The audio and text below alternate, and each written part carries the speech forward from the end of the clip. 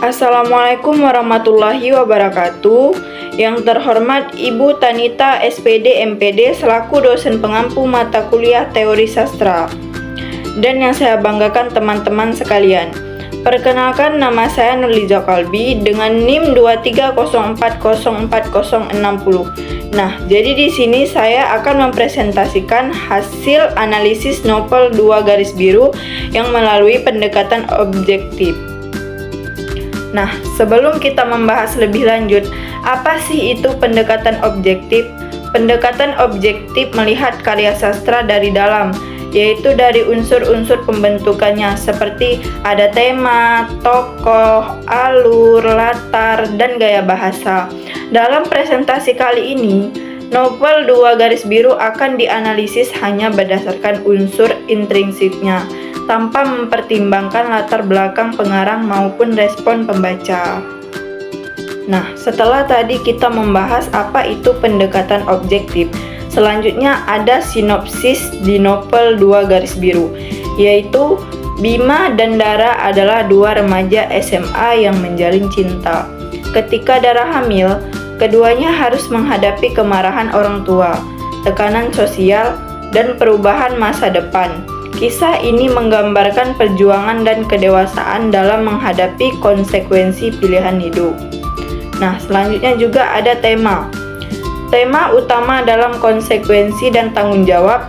Subtema lainnya yang mencangkup cinta remaja, hubungan orang tua dan anak, pendidikan dan cita-cita, dan penerimaan dan pengorbanan.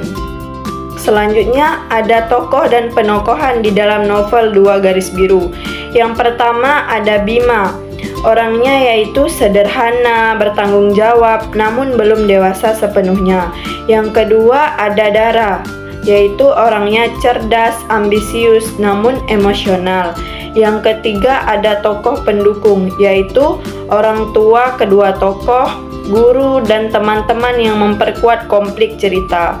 Nah, selanjutnya juga ada alur, yaitu alur maju atau linear. Dimulai dari hubungan remaja biasa, berkembang ke kehamilan, konflik keluarga, hingga keputusan untuk menikah muda. Cerita ini berakhir dengan konsekuensi yang harus ditanggung oleh mereka. Nah, selanjutnya ada latar. Yang pertama ada tempat, yaitu di sekolah, di rumah Bima dan Dara, dan rumah sakit. Yang kedua ada waktu, yaitu waktu masa kini atau kontemporer. Yang ketiga ada suasana, yaitu suasana tegang, emosional, namun realistis. Nah, selanjutnya juga ada sudut pandang dan gaya bahasa. Sudut pandang ini menggunakan orang ketiga serba tahu.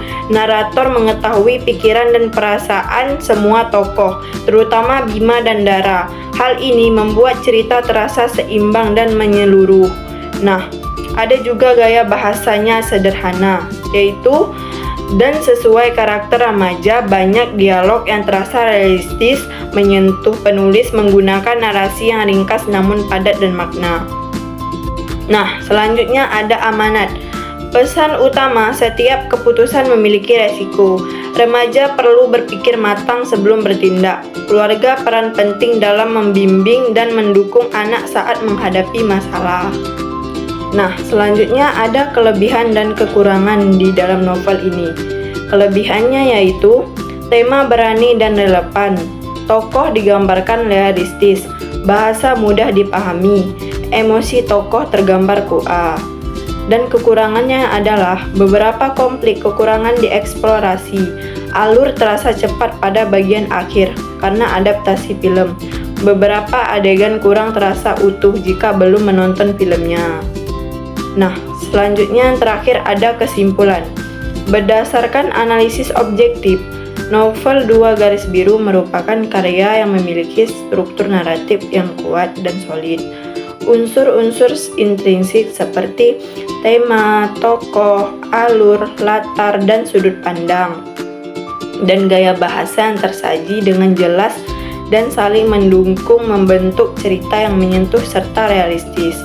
Konflik yang diangkat sangat relevan dengan kehidupan remaja masa kini dan mampu menggugah empati pembaca penggunaan pendekatan objektif dalam analisis ini, membuktikan bahwa Dua Garis Biru layak diapresiasi sebagai karya sastra remaja yang berani dan bermakna. Cukup sekian presentasi dari saya. Apabila terdapat kesalahan kata, saya mohon maaf sebesar-besarnya. Terima kasih atas perhatiannya. Wassalamualaikum warahmatullahi wabarakatuh.